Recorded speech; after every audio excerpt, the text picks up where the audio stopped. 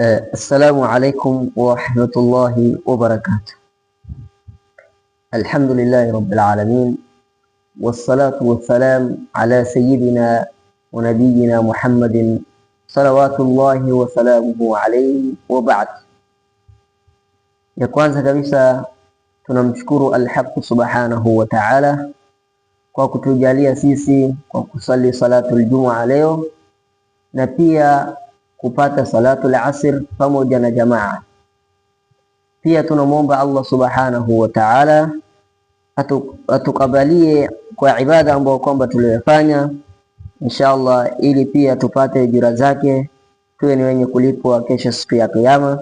Tusiwe miongoni mwa wale ambao kwamba aliyosema Bwana Mtume Muhammad sallallahu alaihi wasallam, kunao watu watajitolea kufanya ibada, lakini ibada kama ile wanaifanya kwa ajili ya riya, kwa ajili ya kujionesha watu, kwa ajili ya kutaka kusifiwa na watu. Lakini tukiweza kujitolea kwa ajili ya Allah na kusimama usiku na kumwomba Allah subhanahu wa ta'ala, basi tutaenda kupata ujira kubwa mbele ya Allah subhanahu wa ta'ala, na pia Allah subhanahu wa ta'ala atatuingiza katika pepo yake.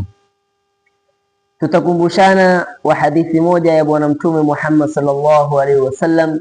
Hadithi yenyewe inayopatikana katika Fadailul A'mal,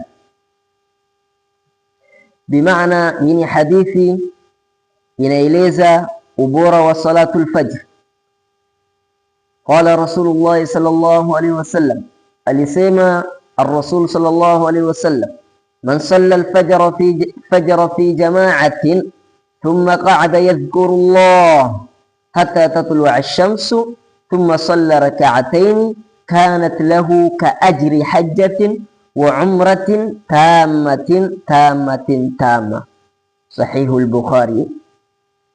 Anatuambia mtume wetu Muhammad sallallahu alaihi wasallam, yoyote ambaye kwamba atakayesali salatul fajr, sala ya asubuhi, fi jama'atin, tena kwa kupata jamaa, thumma qa'ada, kisha baada ya kumaliza kusali salatul fajri ataketi, yadhkuru Allah, anamtaja Mwenyezi Mungu subhanahu wa ta'ala, anamdhukuru Allah subhanahu wa ta'ala, hatta tatlu'a ash-shams, mpaka jua ikawa ni yenye kumchomozea mtu kama huyu akiwa ndani ya dhikri.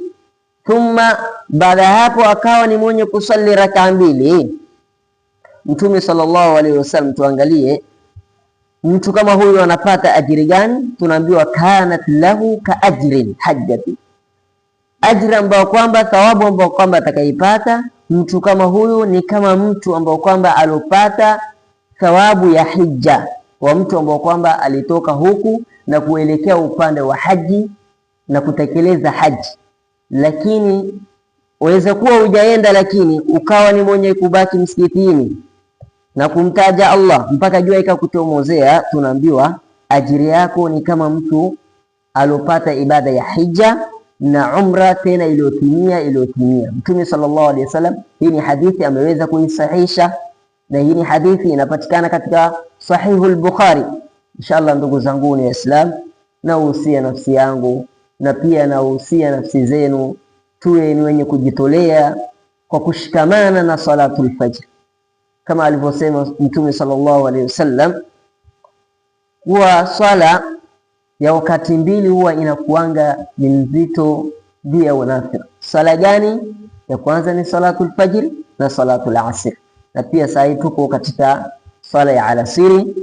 Inshallah tujitolee na sisi pia tuwe ni wenye kupata hii ajiri mbele ya Allah subhanahu wa ta'ala. Mpaka hapa tunamuomba Allah subhanahu wa ta'ala atujalie min alladhina yastami'una alqawla fayattabi'una ahsana.